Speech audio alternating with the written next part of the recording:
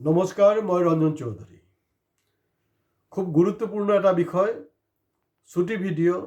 তো নিৰ্ভীক সাংবাদিকতাক যদি আপোনালোকে সঁচাকৈ বিচাৰে তেতিয়া কিন্তু আমাৰ চেনেল ছাবস্ক্ৰাইব কৰক।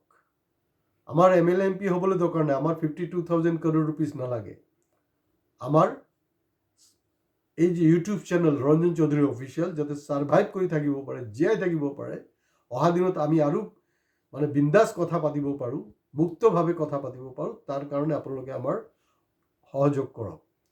তো কথাটো হ'ল 9 তাৰিখে অসমৰ ভোট, 9 এপ্ৰিল। তো ইতিমধ্যেই মই যোনটো সময়ত ভিডিঅ'টো বনাই আছোঁ 200 ডেজ অতিক্ৰম কৰিছে। কাৰ?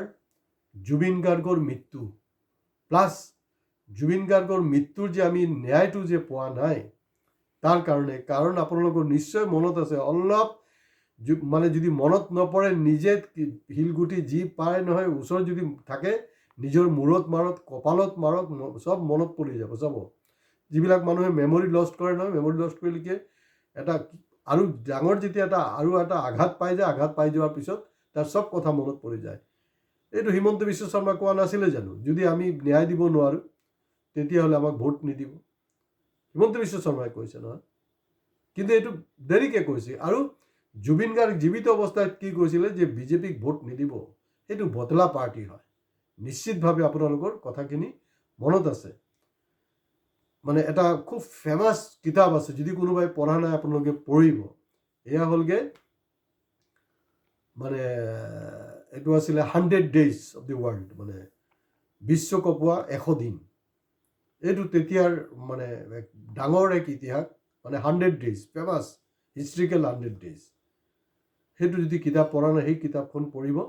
আমাৰ ইয়াত কিন্তু 100 নহয় 200 Days পাৰ হ'ল, কিন্তু আমাৰ যি ধৰণে ৰিয়েকশ্যন হ'ব লাগিছিল আমি পোৱা নাই।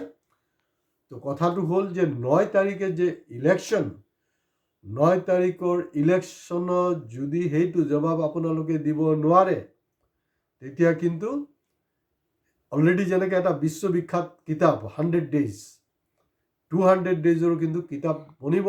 আৰু সেই 200 Daysৰ কিতাপ মই আপোনালোকক কমিটমেণ্ট কৰিছোঁ, মোৰ চকুৰ অসুবিধা, ফাইনেন্সিয়েল অসুবিধা থকা স্বত্তেও মই কিন্তু সেই কিতাপখন লিখিম। আৰু সেই সময়ত কি হৈছিলে, আমাৰ অসমীয়া ৰাইজে, স্বাভিমানী অসমীয়া কি কৰিছিলে, মই কিন্তু গোটেই ব্যাখ্যাটো তাত দাঙি দিম। গতিকে আৰু আমাৰ চিঞৰ বাখৰ কৰিবলৈ দৰকাৰ নাই। 200 Daysটো মনত থ'ব। আৰু 9 তাৰিখে এই যে কিছুমানে মই দেখিছোঁ আৰ্টিকেলত কোনোবাই মোক পঠাইছে বিবেক ভোট দিয়াৰ কাৰণে। কিহৰ ঘণ্টাৰ বিবেক ভোটহে? কিহৰ ঘণ্টাৰ বিবেক ভোট? বিবেক চিবেক একো নাই। ৰাজনৈতিক নেতাবিলাকৰ কিবা বিবেক আছে নেকি? যদি নাই তেতিয়াহ'লে আমি কেলে বিবেক ভোট দিবলৈ যাব? এইটো হ'লগৈ এটা দুমুখীয়া নীতি, এইবিলাক হ'লগৈ বদমাচি কথা বাৰ্তা। বিবেক ভোট বুলি কোনো কথা নাই, ডাইৰেক্ট ভোট। আমি ডাইৰেক্ট যোনে জুবিনৰ আমাক ন্যায় দিব পৰা নাই তাৰ এগেইনষ্টত যদি কৰোঁ তেতিয়াহ'লে জুবিনৰ ন্যায় আমি নিশ্চিতভাৱে পাম। আৰু কংগ্ৰেছ ইতিমধ্যে তেওঁলোকে কৈছেই যে 100 দিনৰ ভিতৰত জুবিনৰ ন্যায় দিয়াব। গতিকে আজি ইয়াতে শেষ কৰিছোঁ। নমস্কাৰ। প্লিজ ভিডিঅ' শ্বেয়াৰ কৰা, ছাবস্ক্ৰাইব কৰাৰ আপোনালোকে কোনো ধৰণৰ টিপনি নাৰাখিব।